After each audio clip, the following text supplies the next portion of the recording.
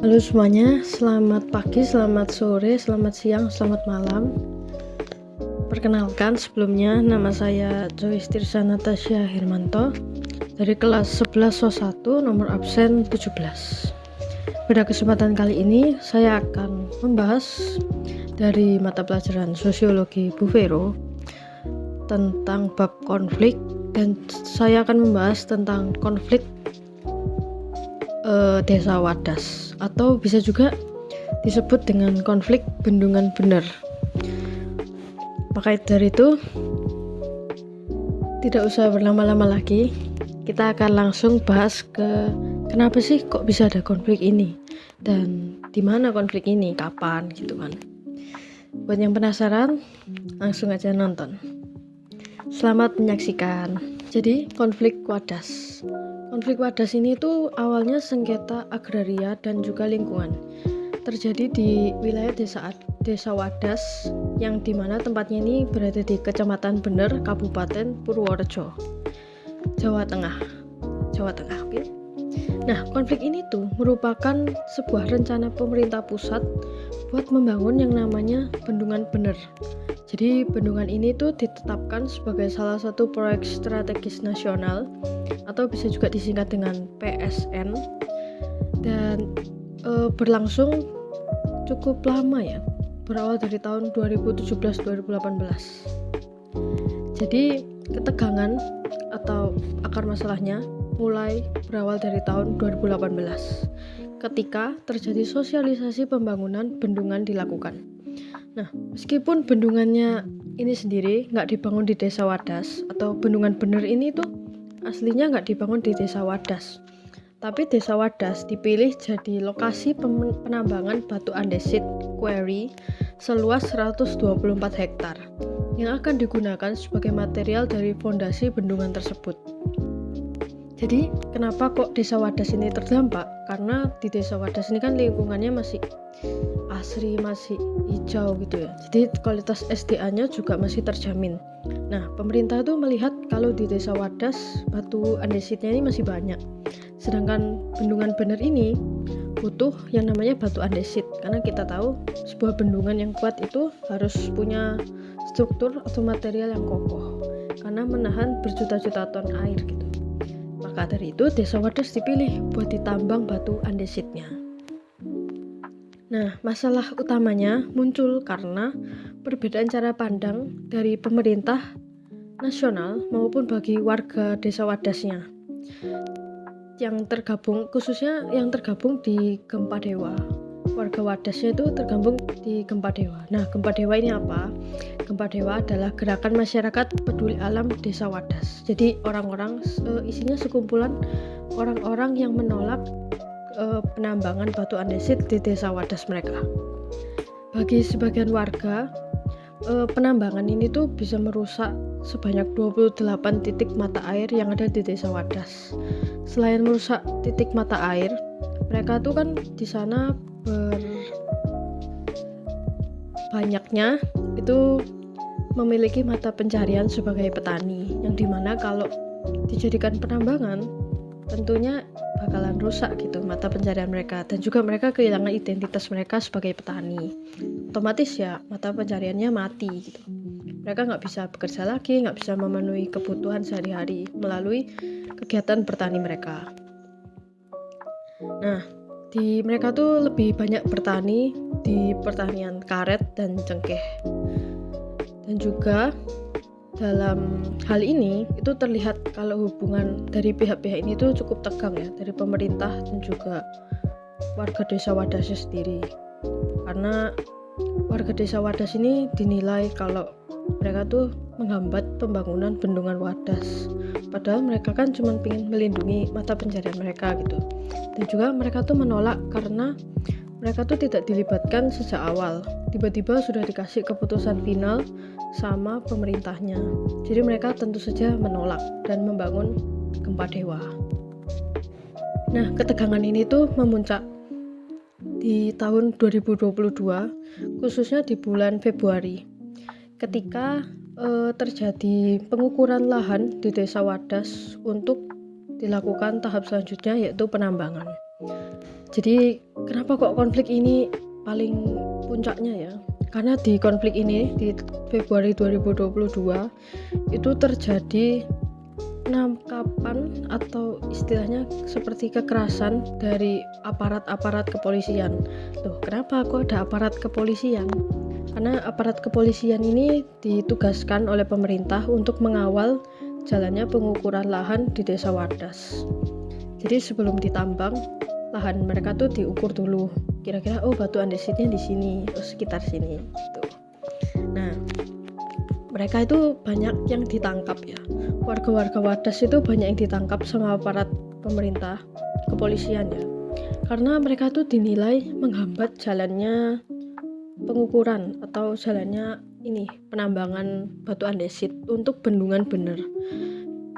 Awal mulanya sih karena ada beberapa warga yang provokatif dan juga membawa senjata tajam. Tapi ternyata kekerasannya meluas sampai di titik bahkan warga-warga yang diam hanya melihat pun ikut tertangkap gitu. Konflik ini juga diperkeruh sama prasangka di mana warga sering dianggap sebagai orang-orang anti pembangunan.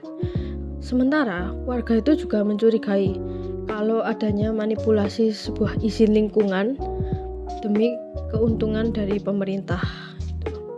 Jadi hingga saat ini ya sebagian warga sudah menerima ganti rugi walaupun mereka punya trauma ya di masa lalu, ketidakpercayaan terhadap pemerintah itu sebagai isu yang masih cukup kuat di Desa Wadasnya sendiri. Selanjutnya adalah jenis konflik. Berdasarkan dari berita konflik Desa Wadas, saya menemukan ada 2. Yang pertama adalah konflik intergroup atau antar kelompok, dan juga konflik intrapersonal atau internal individu. Yang pertama, konflik intergroup atau antar kelompok ini dilihat dari konflik yang terjadi dari kelompok masyarakat, yaitu warga Wadas yang tergabung dalam Gempa Dewa, dan juga yang melawan kelompok instansi pemerintah, yaitu BBWS Rayu Opak, pemerintah daerah, dan juga aparat keamanannya yang tadi polisi itu. Nah, di dalam hal ini itu ada perbedaan kepentingan antara pemerintah yang kepingin membangun infrastruktur yang mungkin pemerintah beranggapan kalau pembangun bendungan di sini warga-warganya bisa sejahtera karena airnya tercukupi, sehingga pertaniannya tuh bisa dialiri dengan baik, peternakannya dapat minum yang bersih, sehingga kan kalau dijual harganya bisa lebih mahal. Tapi pandangannya warga Desa Wadas ini berbeda dengan pemerintah. Mereka menganggap kalau kan ditambang dulu tuh andesitnya, sehingga ya merusak mata pencarian mereka juga. Jadi ya gimana mau menghasilkan kualitas yang baik kalau mata pencarian mereka tuh dihilangkan gitu. Lalu untuk konflik intrapersonal atau internal individu itu dialami sama warga Wadas sendiri secara individu. Banyak warga yang mengalami dilema. Di satu sisi mereka tuh sebenarnya kepingin mempertahankan tanah leluhur mereka, tapi di sisi lain mereka tuh harus menghadapi tekanan sosial, ekonomi, sama ketakutan dari intimidasinya pemerintah gitu melalui aparat-aparat. Jadi ya konflik ini tuh muncul karena mereka harus memilih antara menerima ganti rugi atau mereka tetap bertahan di barisan yang menolak penambangan batu andesit. Jika kita lihat lebih dalam ya, sebenarnya konflik Wadas ini bukan masalah setuju atau nggak setujunya dari penambangan, tapi tentang kurangnya partisipasi dari warga. Jadi kan warga awalnya nggak merasa dilibatkan gitu, tiba-tiba udah dikasih keputusan final yang dimana merugikan warga gitu. Karena itu kan punyanya warga, Desa Wadas itu kan miliknya warga, mereka yang membangun desa itu. Jadi kok tiba-tiba gitu. Lalu juga ada benturan bagi pemerintah. Tanahnya ini kan sebagai komoditas pembangunan yang bisa diganti dengan uang, atau ya udah kalau aku bangun aku kasih kamu uang gitu. Tapi bagi warga Wadasnya sendiri nih, tanah itu tuh bukan sekedar tanah yang bisa diganti uang, tapi itu sebagai identitas, karena udah dari zaman nenek moyang gitu. Mereka kayak kepingin melestarikan tanah leluhur mereka biar tetap SDA-nya aman, tetap lingkungannya asri, gitu. Berdasarkan mind map tersebut di sini, berdasarkan mind map di sini ada pemerintah, polisi, warga Wadas penolak, dan juga tokoh agama. Sebelum kita bahas, kenapa kok ada tokoh agama? Jadi tokoh agama ini sebenarnya dalam konflik ini mereka tuh ada perannya tapi sangat sedikit ya. Maka dari itu di mind map ini saya gambar sangat kecil ya, karena kekuasaan mereka tuh juga kecil gitu, nggak terlalu memberi pengaruh yang banyak. Jadi tokoh agama ini sebenarnya di konflik ini tuh membantu saat ada perselisihan dari pemerintah atau polisi dengan warga Wadas yang menolak. Jadi tugasnya tokoh agama ini sebenarnya seperti, kan polisinya menggunakan kekerasan, tokoh agama ini menjadi seperti pihak ketiga atau penengah dari masalah tersebut. Tapi ya tidak berdampak banyak karena ya kalah kekuasaan. Jadi pemerintah dan polisi memiliki lingkaran yang paling besar ya, karena mereka memiliki kekuasaan yang besar dan juga dihubungkan dengan dua garis, yang artinya mereka memiliki hubungan atau ikatan. Lalu untuk pemerintah dengan warga Wadas yang menolak, ini dihubungkan dengan dua garis juga, tapi dicoret, yang dimana artinya hubungan mereka tuh rusak. Nah di sini hubungan mereka tuh rusak karena apa? Karena tadi pemerintahnya kan tiba-tiba nggak, tanpa babi bu minta persetujuan langsung ngasih final, tanah ini akan dibangun bendungan, akan diambil batu andesitnya. Tentunya warga Wadas kan marah, menolak dong, kok tiba-tiba main ambil-ambil.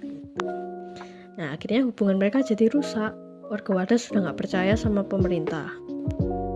Terus warga Wadas penolak dengan polisi di sini dihubungkan dengan garis zigzag, yang dimana hubungan ini tuh melambangkan kalau ada bentrokan fisik ya, yang bisa kita lihat atau kita ketahui dari tadi cerita yang di awal-awal, kalau polisi ini sebenarnya bermain keras ya atau kasar gitu, tiba-tiba nangkep warga-warga gitu, dan jumlahnya cukup banyak yang ketangkap. Jadi ya begitu, warga Wadas marah. Dan juga di sini ada tokoh agama yang dihubungkan dengan garis putus-putus dengan warga Wadas penolak. Jadi tokoh agama ini ya seperti tadi kurang memberikan pengaruh, tapi mereka tetap mendukung di barisan warga Wadas penolak. Dan juga ada prasangka di sini, kotak yang berisi prasangka di garis pemerintah dan warga Wadas penolak. Jadi hal itu tuh melambangkan kalau sebenarnya masalah ini tuh berakar dari masalah pemerintah dengan warga Wadas penolak. Ya kalau pemerintahnya mau kooperatif, warga Wadasnya pasti bisa mempertimbangkan. Tapi karena ini kebalikannya, jadilah seperti ini, prasangka. Baik, terima kasih sudah diberi kesempatan untuk menjelaskan dari terkait konflik Wadas. Mohon maaf jika ada salah kata atau salah materi, salah informasi. Untuk mind mapnya juga saya buat lebih sederhana karena masalah ini cukup kompleks ya, sehingga saya kotak-kotakkan menjadi bagian-bagian yang penting-penting, yang sangat penting di masalah konflik Wadas ini. Oke, cukup sekian. Saya terima kasih banyak sudah menonton sampai akhir. Terima kasih. Dadah.